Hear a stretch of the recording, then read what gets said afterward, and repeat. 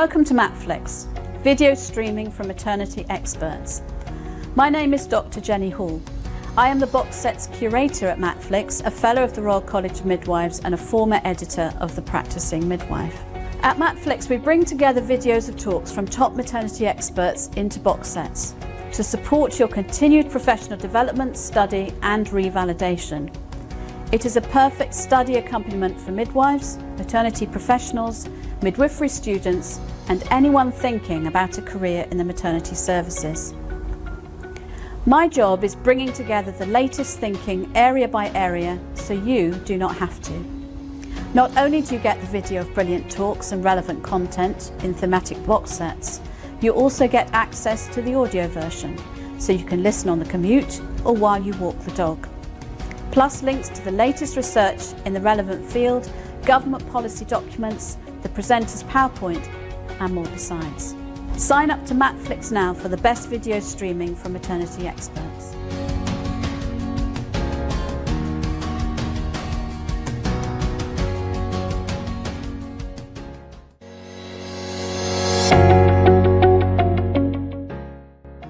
It's always a pleasure to be here, and I always try as hard as I can to support this excellent platform that's so flexible, that's responsive, that's contemporary, that's in people's homes, in people's pockets and in people's hands, wherever they happen to be.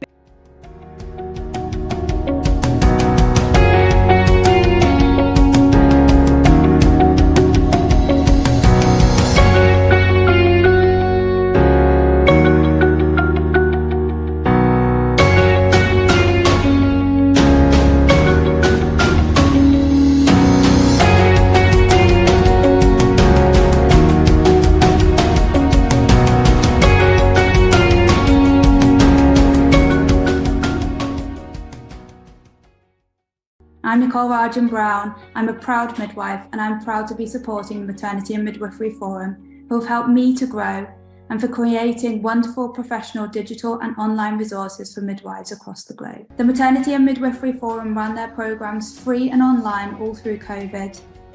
Now we want to grow the catalogue, spread it worldwide and keep it free to use for students and staff. To do this, we have launched a fundraising appeal to help keep all of the 8 wonderful maternity and midwifery festivals free. Keep the weekly Maternity and Midwifery Hour and the weekly newsletters free to midwives and maternity staff. You regularly tell us how much you value these free resources, so do give what you can.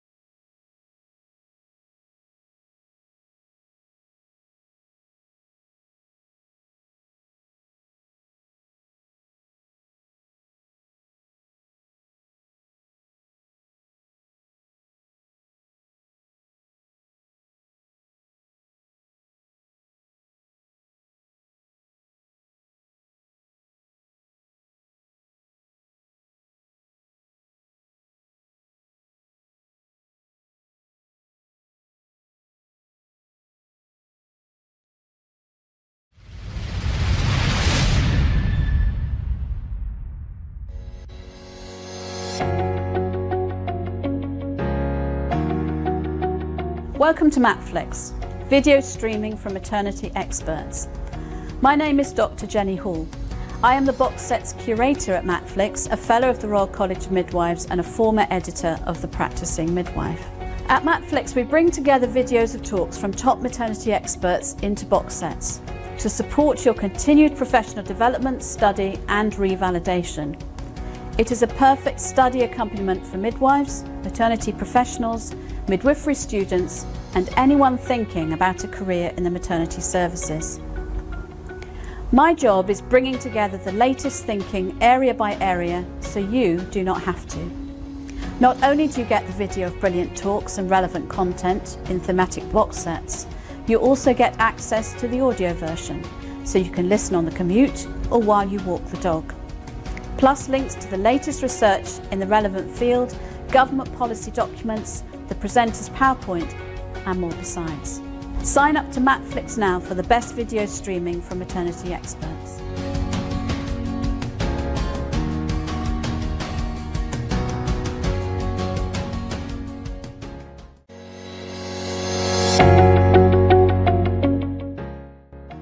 It's always a pleasure to be here, and I always try as hard as I can to support this excellent platform that's so flexible, that's responsive, that's contemporary, that's in people's homes, in people's pockets and in people's hands, wherever they happen to be.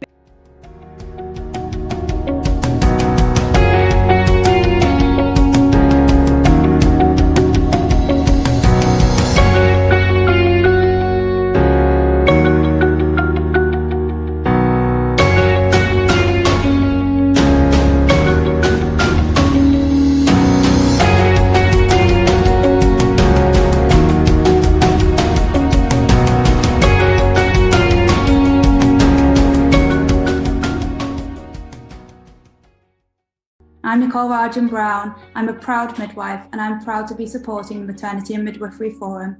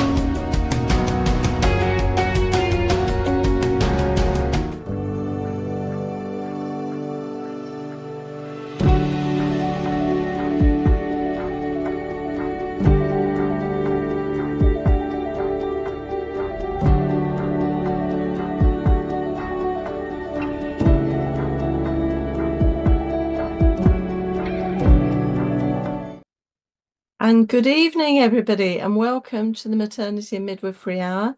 This is Series 15, Session 1. My name's Sue MacDonald, and I'm the curator for the Maternity and Midwifery Hour and the Maternity and Midwifery Festivals. And it's my pleasure to be chairing the session today. And I've got two lovely guests. I've got Anne Remmers and I've got Laura Lewinson.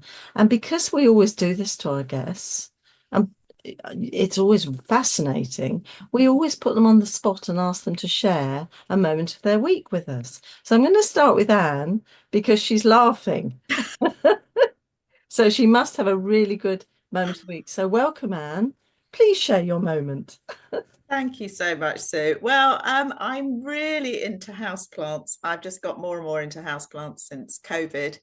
And I've got some really big ones now. I've got one called an alocasia, which is like got elephant ears, they call it.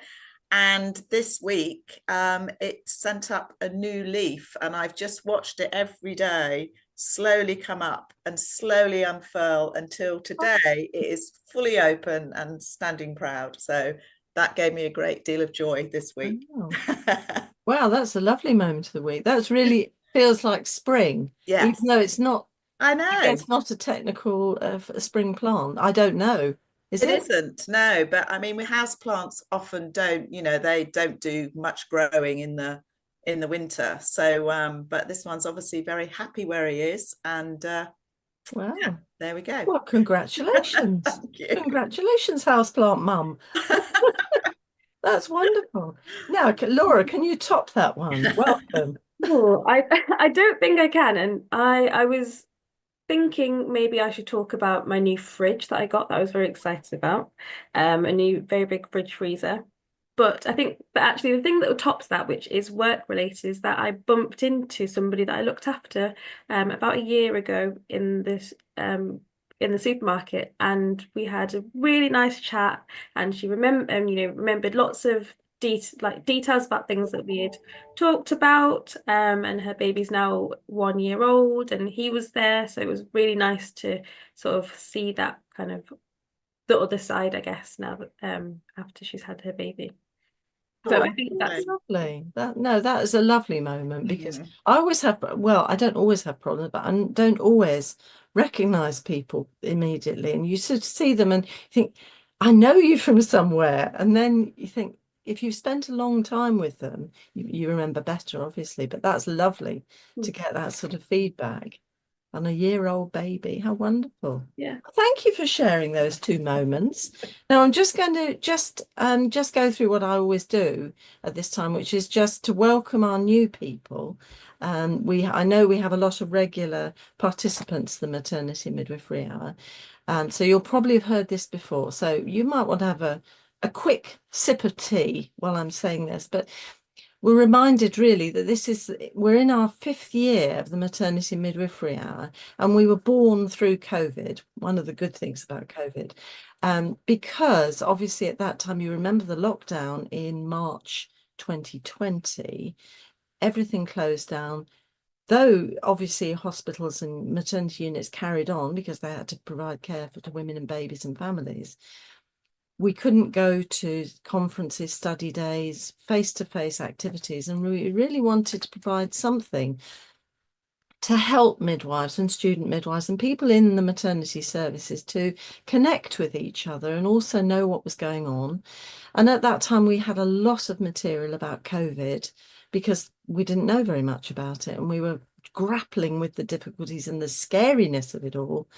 And so we had a lot of information about that. And also, and I always say this, but the thing that really I found wonderful was the way midwives and student midwives rose to the challenge, and services were changed, and it was difficult. And some of the things that people shared with us were so fantastic because it really showed what we can do when we put our minds to it. So I'm always very optimistic about the health service, and I know there's these words about NHS being broken. I don't think it's necessarily broken. It's been a little bit starved. But the practitioners, the midwives, the students, our colleagues, all of our colleagues within the service that make the service what it is, are fantastic and will do their very best for everybody. So good on you. And I'm going to say a big thank you to the NHS because I think it's marvellous. Wonderful.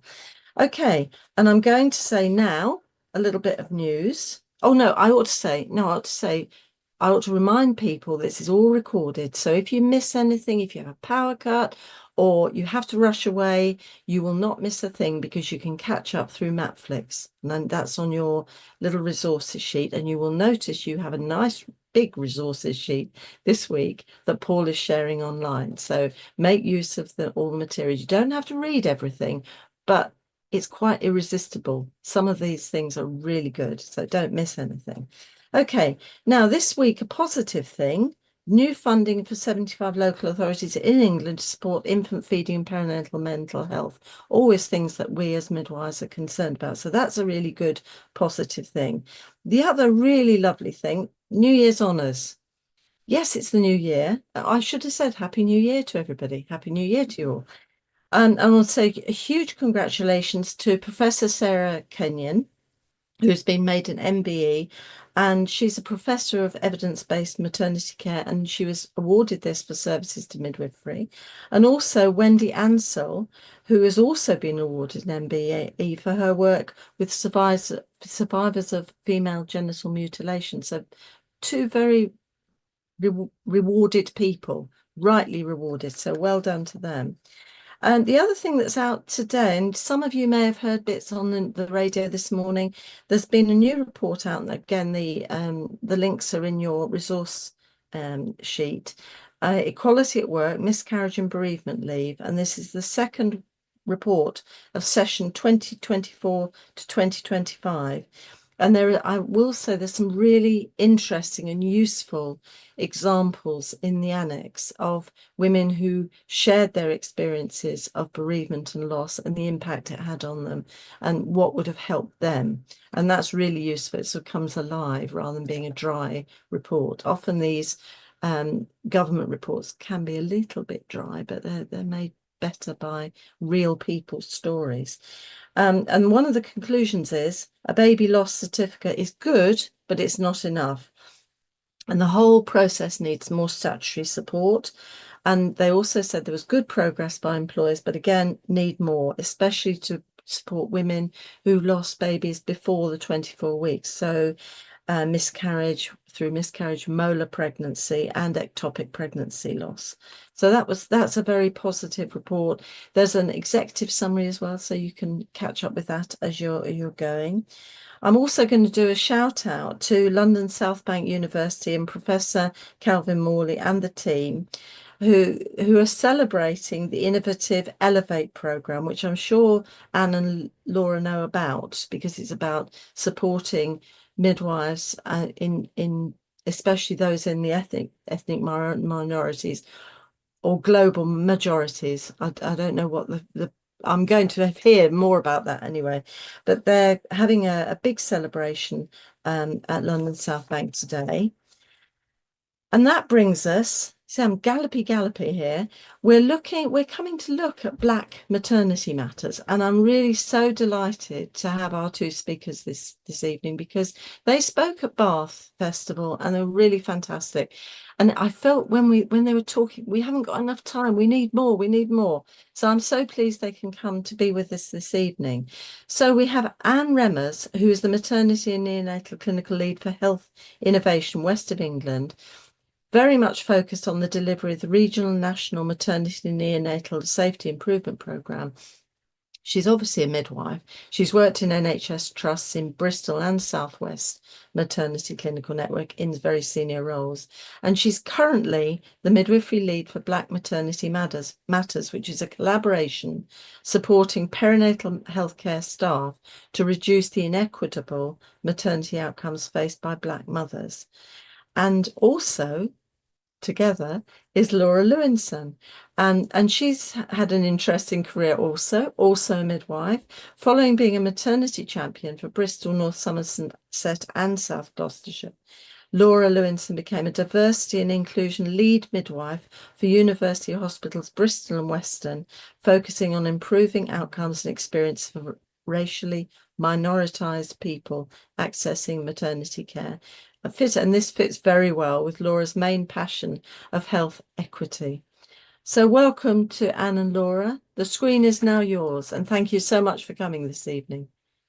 Thank you, Sue, for that lovely introduction. Lovely, sort of start to our talk, really. We did enjoy coming to Bath, so we're really pleased to be able to come back again. So Laura and I are going to tell you a bit about the Black Maternity Matters story. We're going to start with, what it's all about, how it came about, what it is, what we're going to do next, what's been driving us.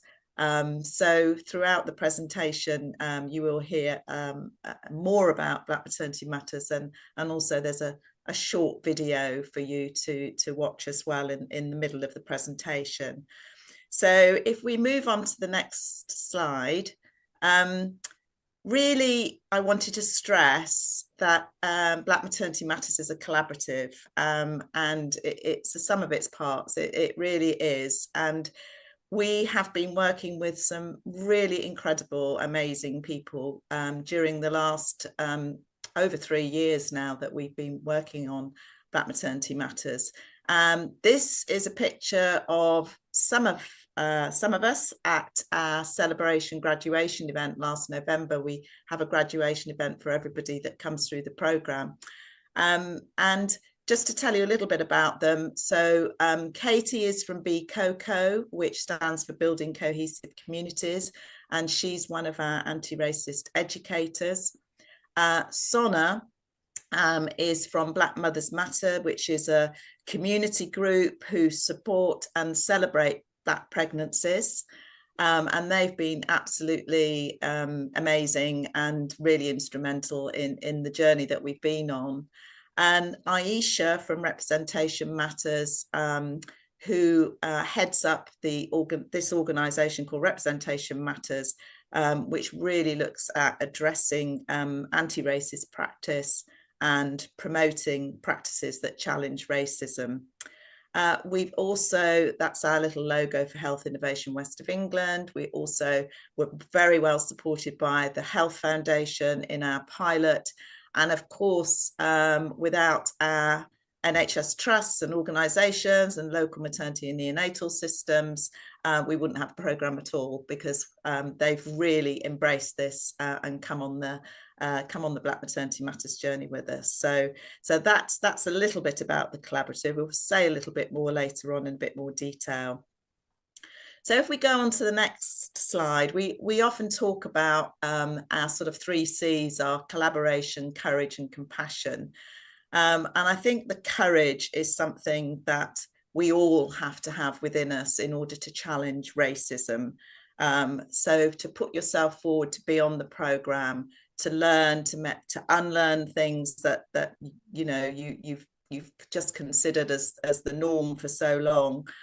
But it's also the courage of our educators to deliver the programme, and the courage of the organisations to trust in us, that to send their staff on 6-month programme was something that was really worthwhile. And just including this quote from Angela Davis here: in a racist society, it is not enough to be non-racist. We must be anti-racist. And that's what we all learn when we're on the programme. So next slide, please, and I'll hand over to Laura now. Thank you, Anne. We have compassion in everything we do within Black Maternity Matters. I think with the participants, we have to be open and show compassion to reflect on ourselves and our beliefs, and recognise where our part as individuals or as part of a system can impact and perpetuate harmful practices that affect Black women. And as you can see from the quote, that it is recognising those soft and those light things that over time accumulate and can become something hard and heavy and potentially dangerous. And when we start to see that, it can be quite eye-opening for some people, and also difficult to recognise and to challenge that in yourself.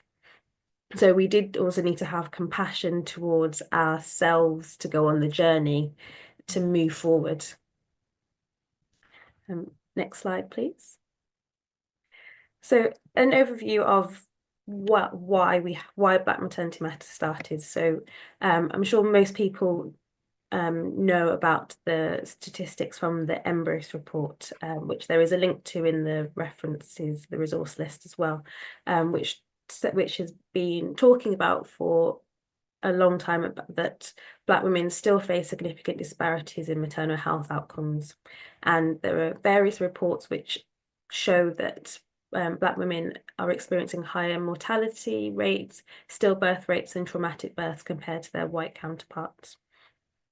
And we know that there is no biological reason for this to happen. The disparities are rooted in systemic bias, structural racism and lack of racial literacy in healthcare services. So we at Black Maternity Matters see this as an urgent patient safety issue.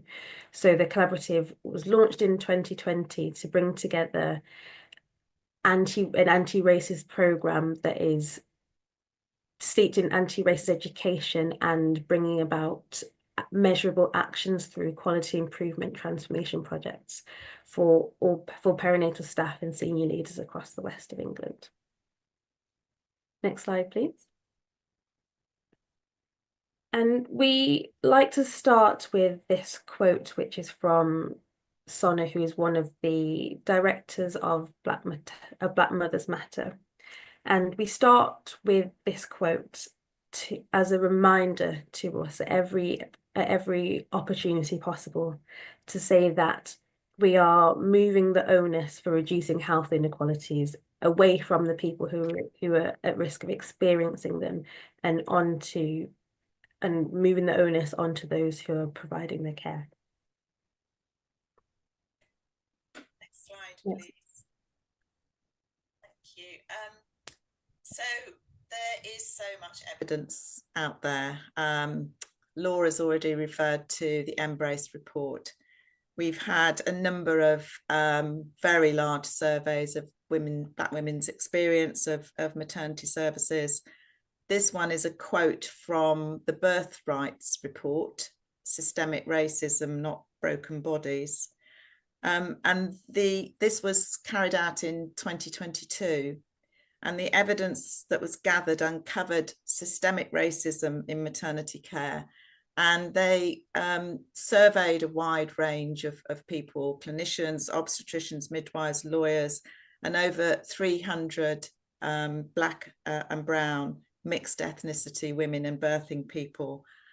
And that's where they got their conclusion from. And this quote here is really is an example of many, many women's experiences of maternity services that is affected because of systemic racism, and really quite harrowing to read some of these stories, but very important that we do and we understand them and we start to think about how that impacts not only on people's experience of maternity care, but also the outcomes and how much they are going to come forward to us to care for them if they have these experiences or they've heard these experiences from their friends and neighbours. Next slide, please. There's such a lot of evidence. We've just put a few quotes and reports here. The Systemic Racism, Not Broken Bodies is there. There's also the 5X More report. I'm sure many of you will have heard of 5X More, and they did a study of Black women's experience of maternity services. And they've also done, they have sort of initiated a lot of parliamentary activity. And so really, if you haven't heard of 5X More, then they're a good one to pick up and follow to find out what they're doing. There's also a number of high profile cases where racism has affected care, and it's tragic that should result on occasion in a fatal outcome. And it's tragic for the family. It's also tragic for the staff as well. People don't set out to do harm. And that's why we need to learn so much from the things that we have become accustomed to not seeing, to open our eyes to see and to address those issues. In the summer, unfortunately, racism reared its ugly head on our streets. And that was really incredibly frightening. And I think for a lot of us that have been working in this area, it was a real shock as well, because I think you think that this would not happen. This would not happen in 2024 because we've moved on so much, we've learned so much. But people that we were working with who were afraid to go out of their front door, that's not what we want. So it's just a reminder of that and how we all need to think about how we can make those changes. On to the next slide, please.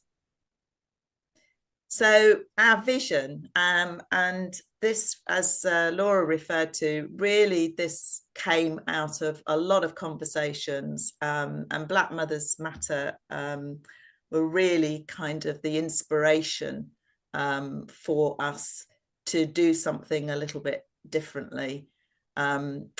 We've had a lot of anti-racist training, we've had e-learning, we've had mandatory training, but it doesn't seem to have made a lasting impact on outcomes and experiences.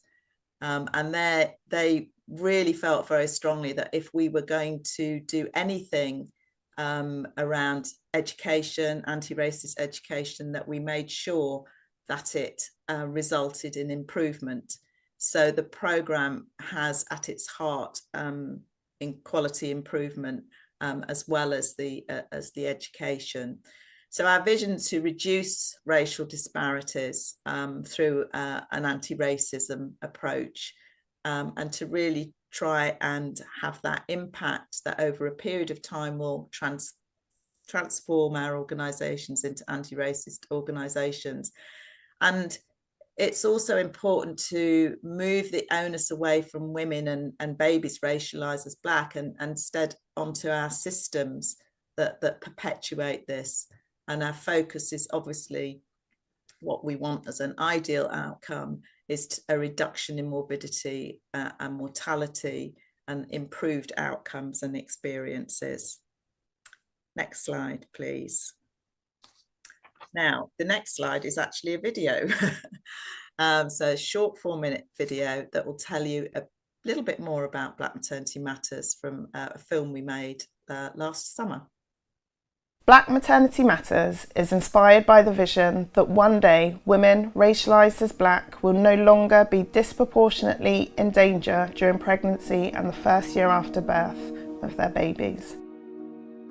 The statistics are grim.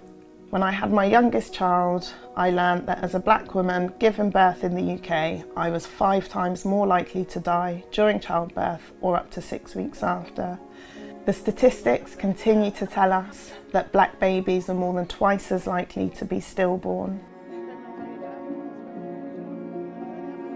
We've developed an innovative 6-month anti-racism education and training programme designed specifically for staff working in maternity and neonatal services. This is very innovative and quite revolutionary. Most people are used to getting a 30-minute e-learning module, and we're saying commit for 6 months of your life to go on a journey with us. It is a vast difference in approach, and it's a real immersive practice that we're providing people to step into. The journey invites our participants to get introspective, to think about who they are, their belief systems, values, principles, their understanding of race and racism. Okay, so we start with building some foundations for them, okay, doing a bit of myth busting, especially through the lens of their profession.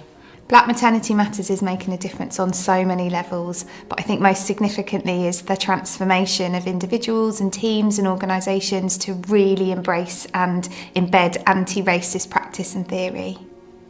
Everybody that comes on Black Maternity Matters programme, I'm doing it myself at the moment, I'm currently one of the participants, and it is a total transformation. You are learning so much, and you're unlearning a lot as well. Unless we're actively anti-racist, we are passively allowing racism to continue in a systemic way. Definitely everyone in the NHS needs to have the opportunity to really examine what racism is, where it's happening and what their part in it is. Are you passively allowing it to happen, and how do you stop that? Because most of us are passively allowing it to happen, and I never thought I would say that. What's been really beautiful about this work is we now have a cohort of leaders, and that's a beautiful opportunity because we have the people in the system who have the power to make institutional change. That's transformational because not only are we talking about what we do on the ground, we talk about policy, systems and guidance, and that's when we can really begin to see the ripple effects of our work. That's massive. Because the power that they have, and when they get it, they really get it. and they can really make a difference. So it is very, very exciting, a little bit daunting because it feels as though it's getting very big. And I think that's one of the reasons that we've wanted to take our time, is because we've always wanted to keep the integrity of the programme and not to lose that. Our ambition and goal for Black Maternity Matters is that it's in every NHS trust across the UK, and that it really is embedded, and the anti-racist practice and theory and the compassion and kindness and collaboration it brings is just part of how we work in the NHS. We started our community groups bringing together black women in Bristol about 3 years ago, and when we started, when people would come to us and share their nervousness about leaning into NHS services, there wasn't much we could say. But now we're on phase 4 of Black Maternity Matters. I'm proud to say, with a bit more confidence, I can say actually there are lots of people that are working in the settings that you're going to be engaging in that are on this journey and are committing to doing better by you.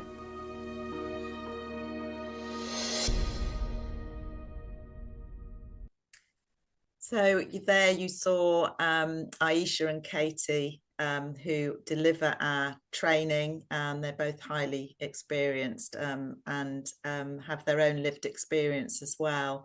And we also had a wider group of clinical stakeholders from the LMNS and the trusts that we work with to contribute to the educational content. And it's been an amazing experience to work with Katie and Aisha and have the benefit of their skills in delivering this education. And Black Mothers Matter, you saw there Sona, and I talked about the inspiration that they gave us for Black Maternity Matters. And they are our key community stakeholder, and if ever this was replicated in other parts of the country, I think that's the first thing that you have to do, is to find your community so that you can involve them in the development of the programme. We've coordinated the programme from Health Innovation West of England, and we've worked very closely with our local maternity and neonatal systems and of course our NHS trusts. Next slide, please.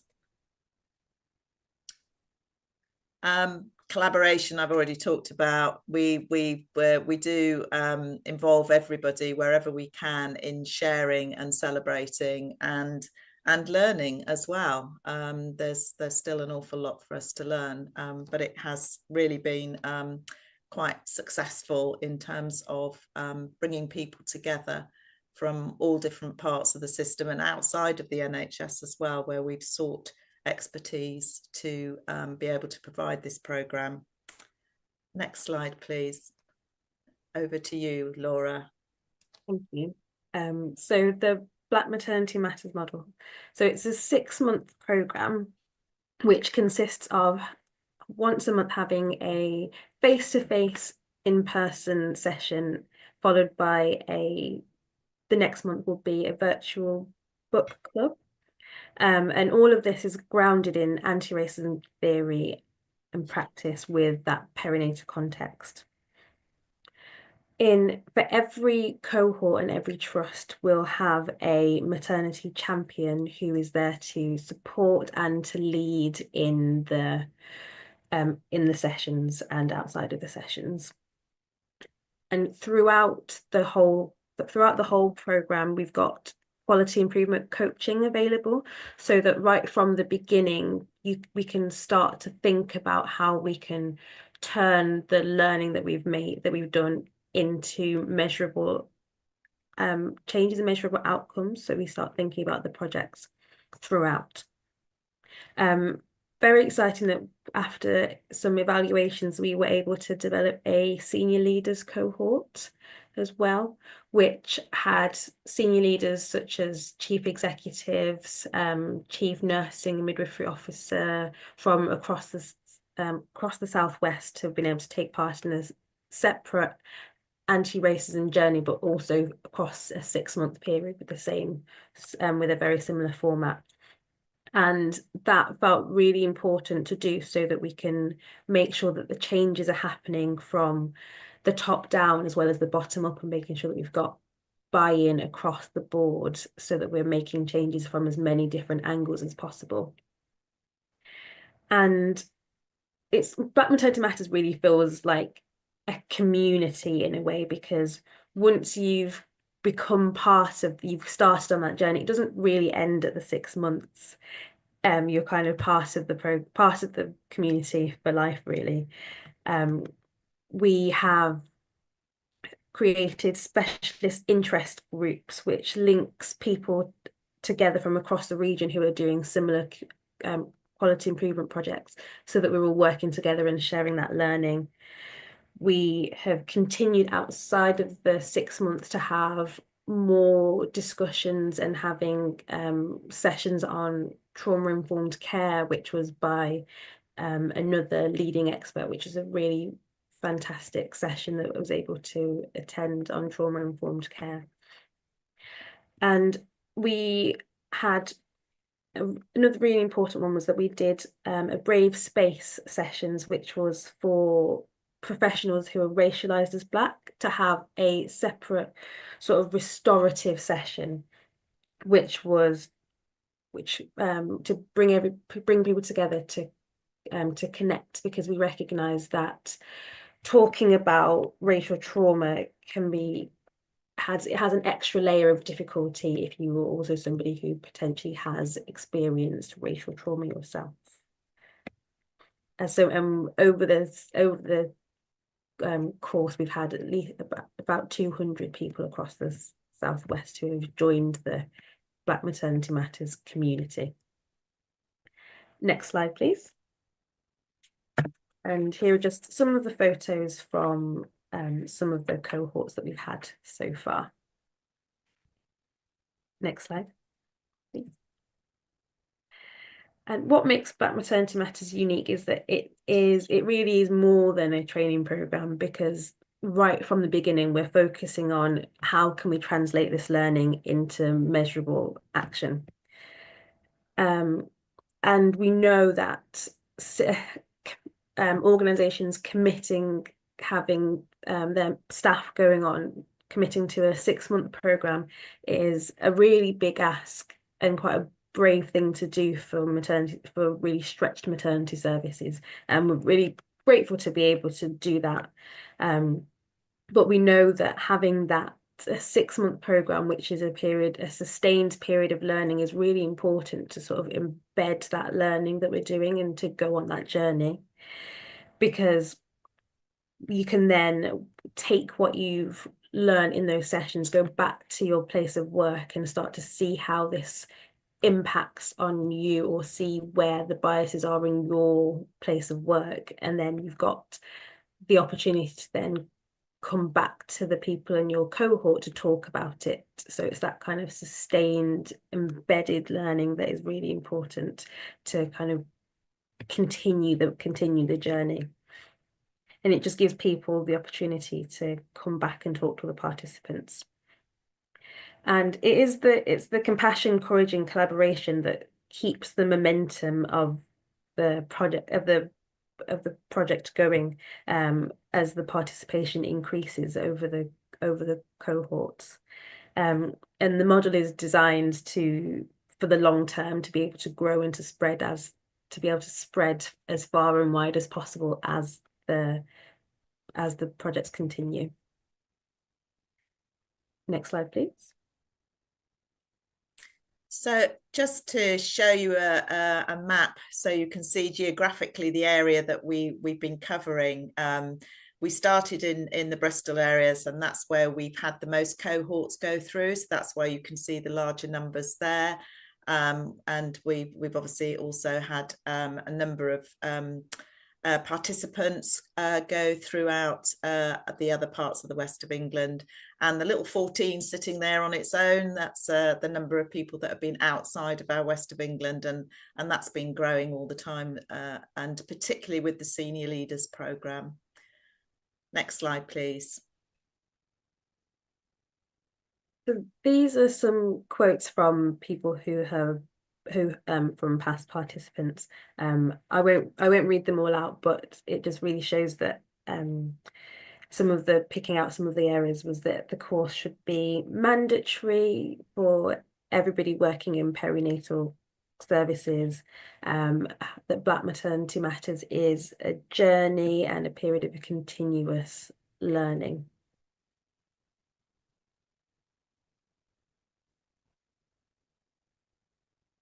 Next slide, please. So just some of the impacts that the Black Maternity Matters has had. So some examples of the quality improvement projects that have come out of it.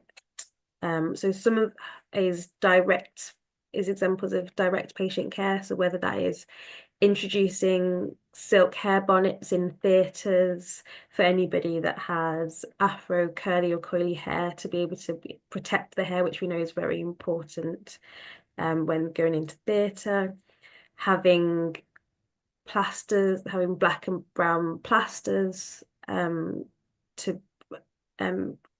different skin tones, educational materials showing wounds with different skin tones, so that we can start to recognize where the biases are and those differences, so that we can continue to learn.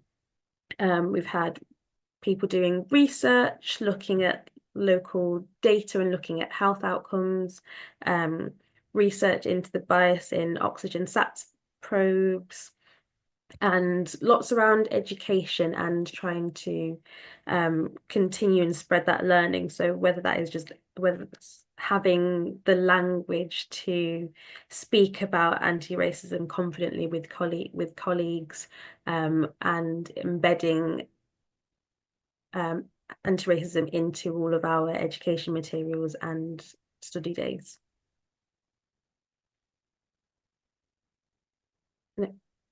This is so the learning has kind of spread far and wide, and so this is a poem that was written by a consultant neonatologist who was in one of the cohorts in Bristol, and she wrote this as sort of a reflective piece from her time on the course, which has then been published.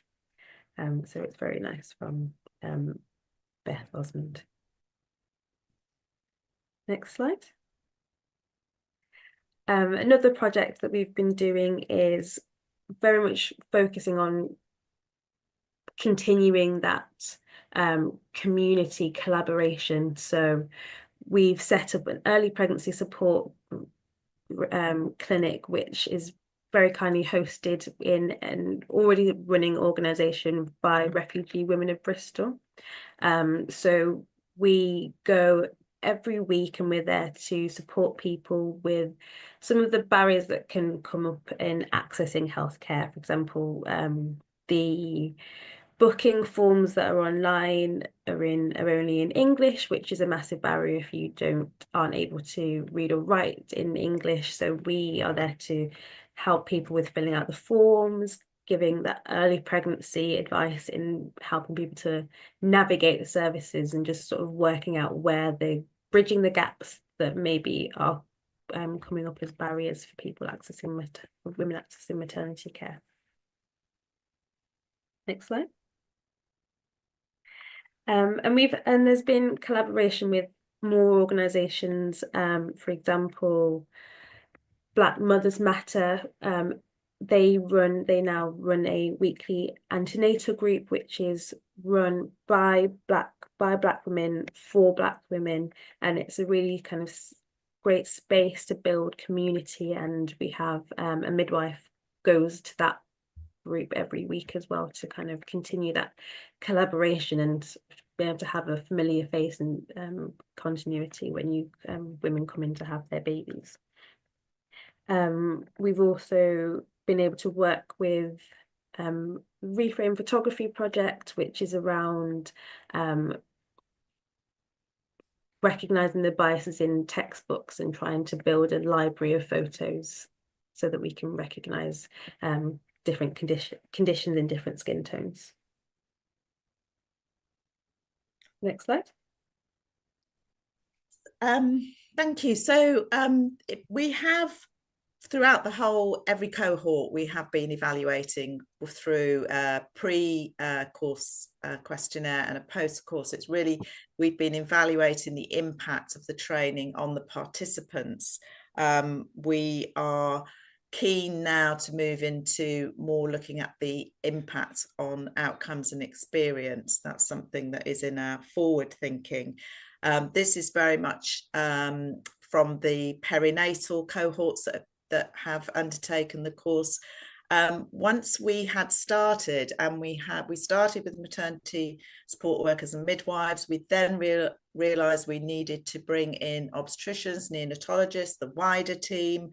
And then since then, we've started the senior leaders, as Laura has referred to. And some of the comments we've had have been that people have found it life-changing. And that has had a personal impact, and a lot of the transformation that we've seen happens personally, and then people taking into the workplace and into that conversation that they have with the woman in front of them. And the senior leaders has really opened our eyes to the power of somebody who's leading an organisation. One of our organisations, the chief executive, who undertook the training, just wants everybody in her trust to do it, and they've now written an anti-racist policy, and that's pretty amazing stuff. I'm conscious that we're probably starting to run out of our time, so I'll pass back to Laura now. Do you want your next slide, Laura? Yeah. So I'll just talk a bit about the role of the maternity champion, which was quite central in being able to, in the Black Maternity Matters. So I have been midwife for 10 years, as Sue said, and I was maternity champion in the first pilot cohort of Black Maternity Matters, and I always joke that I enjoyed it so much that I came back and did it twice, and I was also one of the maternity champions on the second cohort for Bristol, North Somerset and South Gloucester. Next slide, please. So during the sessions, we are very much participants as well. We are going on the journey alongside all of the other people in our cohort. The role is it's a voluntary position which I applied for, and it was to say that you have either knowledge of some prior knowledge of anti-racism, or having lived experience from the perspective of race, just so that you can kind of be able to support other people in the sessions. So we were there to give some of the clinical context and give examples in practice, and having that slightly more knowledge or lived experience to be able to take the lead in some of the difficult conversations to support Katie and Aisha whilst they're doing the teaching. And you're there as an observant as well of all the participants to kind of help people along their journey. And if you see somebody who's maybe feeling a bit uncomfortable, to kind of, that's the person you go and sit next to, so you can help them to feel comfortable and to engage in the discussions. Next slide, please. And then outside of the sessions, the champion is there to help to continue to build the community. So we set up WhatsApp groups for the cohort. So just to check in at the end of a session if it was particularly heavy, just to see how people are feeling, just general kind of admin and reminders of what for the next session. We were continuing that learning by sharing news articles and relevant things, so we can continue that learning. And we also, I guess, just championing the project as much as possible with everybody that would listen, really. So we made contact with Unity Sexual Health, which is in Bristol, and they had their own sort of version of Black Maternity Matters called Black Health Matters, which was part of one of the phases of their one of their health inequalities programs. So we've kind of been able to spread the knowledge and that learning outside of maternity care, but it's all still very relevant in terms of reducing health inequalities. Next slide, please. So overall, doing the program, as Anna said, it really is life-changing in so many ways in your personal life and your professional life, in kind of having so much more of an understanding of yourself and the way that we interact with people. And it's a really enjoyable to go on that journey with people. Having the champions in each unit just helps to cement that and to continue to implement local changes, and building a community. It really is a community that once you've started on that journey, you don't really ever kind of leave the Black Maternity Matters community. Next slide. So the next chapter, I won't read out everything that's on there. I think you've got the gist probably of what our ambition is. We will continue to grow our community. We've got over 200 in our community now, and interest from other areas. We're going to be running number of other programs, and another senior leaders program in February. We'll continue with the support for the Quality Improvement Collaborative, and what we found is we're picking up on things that people are doing in other parts of the country. We're getting people together to share their good ideas and how they've managed to really affect some transformation as well. So that our goal would be for everybody to be able to access the Black Maternity Matters methodology, that taking time to reflect, time to learn in between each of the sessions, and then supported with how do you do something when you go back into practice, and how do you have the right environment, and by training our leaders as well, that will obviously help and support the staff. So that's last slide is just a little QR code for you to find out more and to keep in touch with us. So thank you very much. Fantastic. I think gosh, I think having been to many diversity sessions which just were like tick box activities, this is such a different model. And it's so fantastic, and I absolutely think everybody should do it. Really, we've got lots of questions, which is lovely. So if you're watching and you haven't dared put a question in, now's the time to put a question in to our lovely Anne and Laura. And I suspect you'll know some of the questions, because I suspect people who asked this before. Rachel Pinnock, hi Rachel, says, how do you access the course? And of course, you've highlighted some of that. So at the moment, we've been offering it to our organisations in the west of England. We have, where we've had spaces, been able to go a bit wider than that, so the southwest. In terms of senior leaders, that's obviously we've spread that out a bit more. So at the moment, it would need to be something that your local organisations were happy to support. I think, I would love to say, yes, it's open to everybody to access, but the reality is that you want something that is in your area. So the best way to get on a similar program is to have one similar in your own area.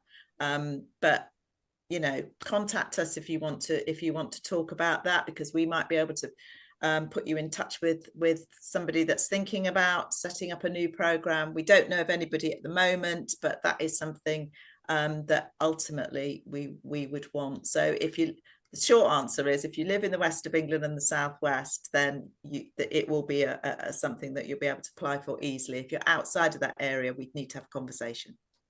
So hopefully people are kind of watching this and thinking, well, we could do that in our region. Yeah. That would work. Yeah. Okay, lovely. Thank you. We need to just replicate you. That's all. Easy. It's like train the trainer, sort of. No, it's very simplistic. And Diane Garland, hi Diane, says, is this only available to NHS? Because we have many midwives outside the NHS, and of course our wonderful doulas. Yeah, that's really interesting, actually. It has been largely NHS because it's the NHS organisations that are funding it, and we're an NHS organisation, so I include us in that. So it's funded by Health Innovation Network and by the trust supporting their staff to attend. But if somebody wanted to apply who wasn't employed by the NHS, again, contact us, and we can have that conversation. It may be that it wouldn't be fully funded. That would be. I mean, we're learning all the time, you know. So we've done a lot of it. We've done sort of as a pilot, so we sort of pump primed a lot.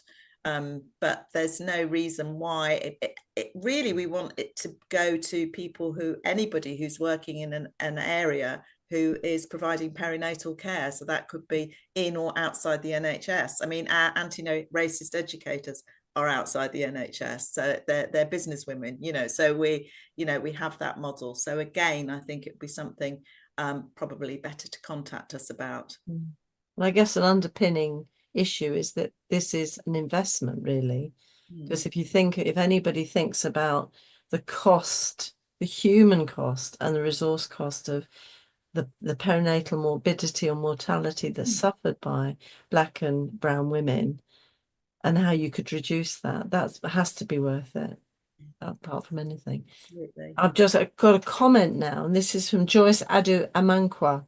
Hi, Joyce. And she says, Anne and Laura, thank you for the great work you're doing. My passion is service improvement for sickle cell and thalassemia in pregnancy, which is mostly for Black and Asian conditions. I'd like to get in touch with you, possibly. So I think we can. I think you've got your emails somewhere on there anyway that you're available. Yeah. Okay, so that's you, Joyce, sorted. And we have a Black Maternity Matters email box, so yeah, we can. Yeah, that's the best way to get in touch with us. Yeah. Though I suspect after this evening, that might be a little bit full for a few days. Yes. So be patient. You will get an answer. Don't worry. And Rachel Hunter, hi Rachel, says, Anne and Laura, thank you for sharing your work. Do you know if the education programme is going to be available in other regions? Which I think we've answered that one, Rachel. I would stress that we feel Black Maternity Matters is a whole programme. It's the education programme, it's the support, it's the community, it's the quality improvement. It wouldn't be Black Maternity Matters if it was the education programme on its own. It needs that support. It needs that buy-in. And so that's that. When I say about keeping the integrity of the programme, it's about keeping it together like that. So if that makes sense. Makes absolute sense. I mean, I was thinking you almost, as an educator, I was thinking, what about the universities and the teaching of student midwives and students? Because it's kind of, but as you were talking about practitioners having this immense learning, I was thinking, well, if they're there, those students are being exposed to real life anti-racism, which is what we all want to see. Sorry, Laura, you were going to say something. But I think we've had university lecturers on the senior leaders course, and we have had a student midwife who's done the course as well. So yeah, we are trying to capture as many people as part of perinatal care. We've definitely got in.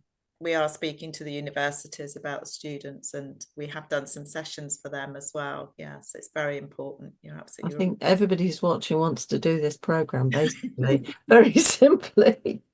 Okay, I've got a couple more questions. So we've had Joyce, and we've got Jo D'Agustin. Hi, Jo. And she says, fantastic briefing, excellent work. I hope your replication efforts are successful. What might the barriers be? And then Jo says, thank you. I suppose you've got to be honest and say cost, because if somebody's thinking, I need an anti-racist education programme, I could do this Black Maternity Matters, which is 6 months, or I could do an e-learning, which is shorter, or a day or 2 days. Then, you know, that's going to perhaps have that influence, that you know, they're going to be constrained by financial availability. I think this is where we really want to get into the showing the impact, because that's what, I mean, it is, you know, you think of it, if you think of it purely as a patient safety issue, that this group of people that we care for have consistently had poorer outcomes, you know, that would be something we should be really focusing all our, you know, resources on. So I think it would be that, and also I think you have to have that mindset that you're going to include, you're going to be inclusive, and you're going to say, I don't know about this, I need to get the expert in on this bit of the programme. It really, you know, having Black Mothers Matter in Bristol was just a gift for us, really, because they were already there doing the work with women, and so we've kind of just now involved making sure that staff have that understanding. So I think time and money would be the things that would be difficult for people, but you know, which are always a problem, but worth the investment. Yes. Laura, you wanted to say something? I think that we're trying to keep is, like we've said, the integrity, and to be able to replicate it, we would need to have organizations like Black Mothers Matter in every region to be able to make it a community, and not kind of, it's not, like we said, just not the education by itself, it's all of the different aspects come together that make it so special. And so I think to be able to replicate it, you would need to be able to replicate the whole project, the whole collaborative, to be able to do it. Yeah, and they'll be different. I mean, it'd be different in every area. Every area will have, there will be, it's just about finding your people, really. They may not be as organised as Black Mothers Matter have become, but they will be there. They will be there, and they will have their stories, and they will know women who have stories as well. So it's about kind of, I suppose, helping to... I guess that, I mean, in some places, those women may have felt maybe at that point of feeling, well, no, he's listening to me anyway. That's, I guess that's what we need to address, is to, and that's what Black mums kind of came up with, isn't it? They actually said, you know, listen to us. Yeah. Whereas I suspect there are in some areas some women who have just kind of given up on us. And and I think you said it, Anne, when you presented in Bath, didn't you say it's not their problem? That's right. Yeah. The onus should not be on them. It's our problem, and it's because of, we just haven't seen it. We just, many of us we've grown up with white privilege, and so we don't see these issues. You know, it doesn't affect us. Everything's fine. Everything's fine from my point of view. But it's just when you start to realise that it's not, and you look at it from a different point of view. But it is us. We need to be educated. We need to learn. Absolutely. Okay, I'm going to just squeeze in a couple. I've got a comment from Jill Phillips. Hi, Jill. Hi, Jill. Yes, Jill. And she says she's excited how this fits with Whose Steps work, because that's, of course, very innovative work as well, and very changing to people. I know, and changing to services, actually. We're seeing how it fits with Whose Shoes work we've done around this sensitive topic, using bespoke material, which is not part of our main maternity package and only available to highly experienced users of Whose Shoes QI methodology. So thanks for that, Jill. Fabulous. And then we've got Ikram Hassan, hi Ikram, who says, is anyone aware of anything similar to the Black Maternity Matters programme in the Greater Manchester area? I'm not aware of anything that's quite like Black Maternity Matters, but they are doing some fantastic work in Manchester. They've just been sharing with us the work they've been doing with their local community to produce patient information for women racialised as Black and Brown, and that's the sort of thing where, you know, if you're trying to ensure that you're communicating, is really important. So I'm not, as I say, I'm not aware of that they have anything that is like Black Maternity Matters, but there is some great work going on there, and the Health Innovation Network in Greater Manchester would be able to put them in touch with those people that are working on that. It's fabulous work. Fab. Okay, well, there's your answer, Ikram. Okay. And Nikki wants to see the QR code. We'll put that up after the session, Nikki, so you can get that QR code. And Tina Woodford wants to know how much the course costs. Well, not to I mean, I'm assuming it's not necessarily to individuals. That would be.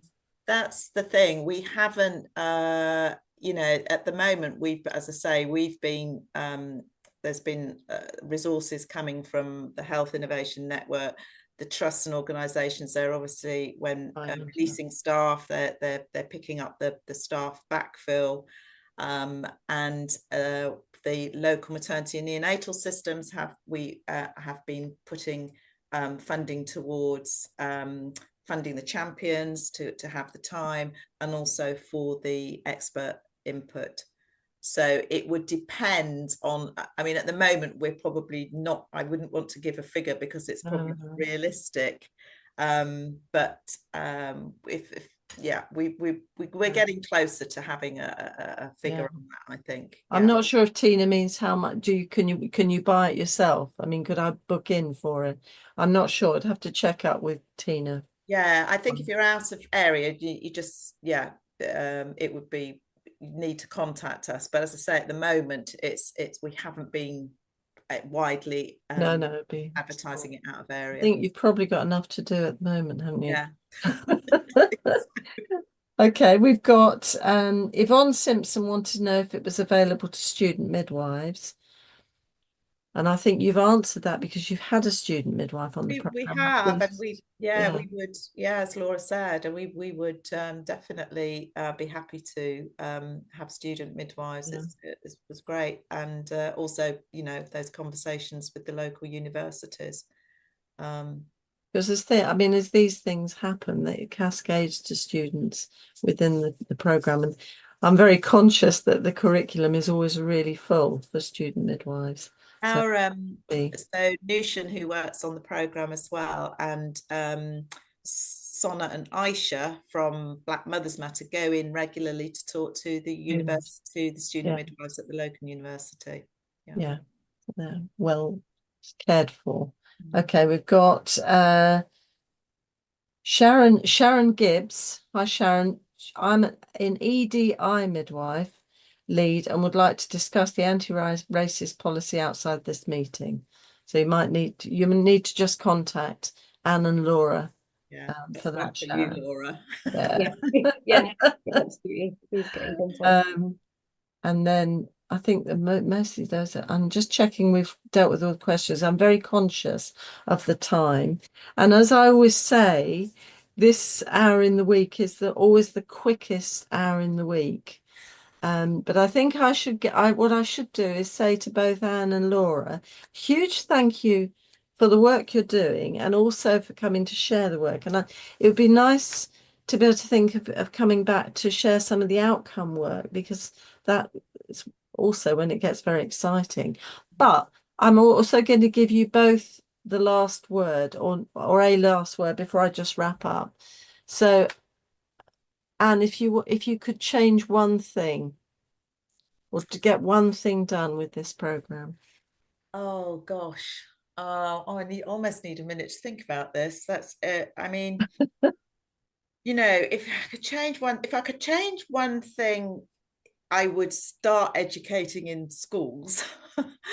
That would definitely be, you know, that's where we need to start. And so from you know, from a maternity services point of view, start that education for medical students and midwifery students as well, and make something like this accessible to everybody to do.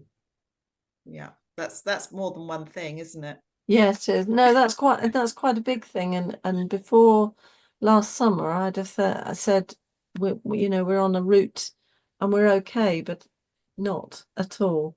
But Laura, you have a last word to say. Anything you'd like to say about bringing forth the programme?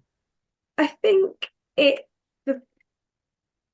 on a kind of direct impact, I think the day-to-day for me as a clinical midwife is that it's really gives you more tools to be able to listen and for people to feel heard and valued. And I think that is on the sort of day-to-day conversations and interactions that we're having with Black and brown women. It's giving people the space to feel heard and to feel valued. I think that's what the main thing that I've taken from this. And that's beautiful words to share us. Thank you so much, Laura, and thank you, Anne.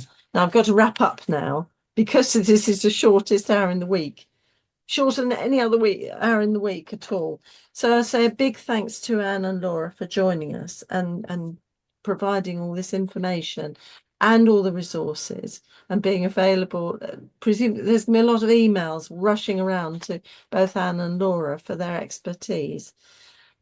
And for those of you in influential positions, maybe you can think about if there's somewhere in your area that could link up and start sharing some of this work and using maybe Anne and Laura's consultants, or the whole program is a consultancy in a way. Also, thank you to Angelo, who's looking after the filming of this, and we'll make sure that it's available at 6 o'clock in the morning on Friday and next Tuesday in the newsletter, so you can share with your colleagues. And please do share with your colleagues, because this is such an important issue. This is moving and from anti-racism really to more than just having a tick box. It's to real change in our service, and really important. We've been letting these women down and the babies, and we don't need to feel guilty about it, but we do need to take action on it. So that's been fantastic. Thanks to Paul for feeding the question. I should have said at the start, that's why I keep looking away at my other screen. That's where the questions are all coming through. Thank you to all of you for the questions you've brought up and the comments you made. Really useful and really good. And as always, you're all fantastic as always. Now, next week, we're going to be looking another facet of quality. We're looking at enhancing quality and safe maternity services in Northern Ireland. And we have Professor Mary Renfrew joining us then.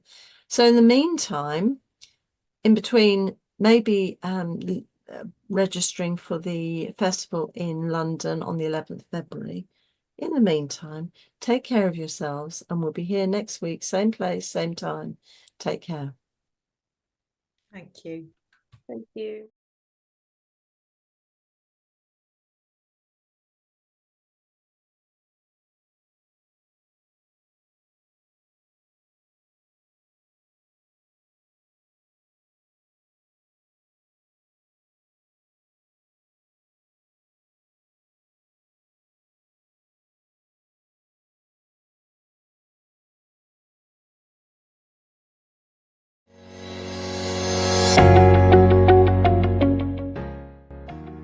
Always a pleasure to be here, and I always try as hard as I can to support this excellent platform that's so flexible, that's responsive, that's contemporary, that's in people's homes, in people's pockets, and in people's hands, wherever they happen to be.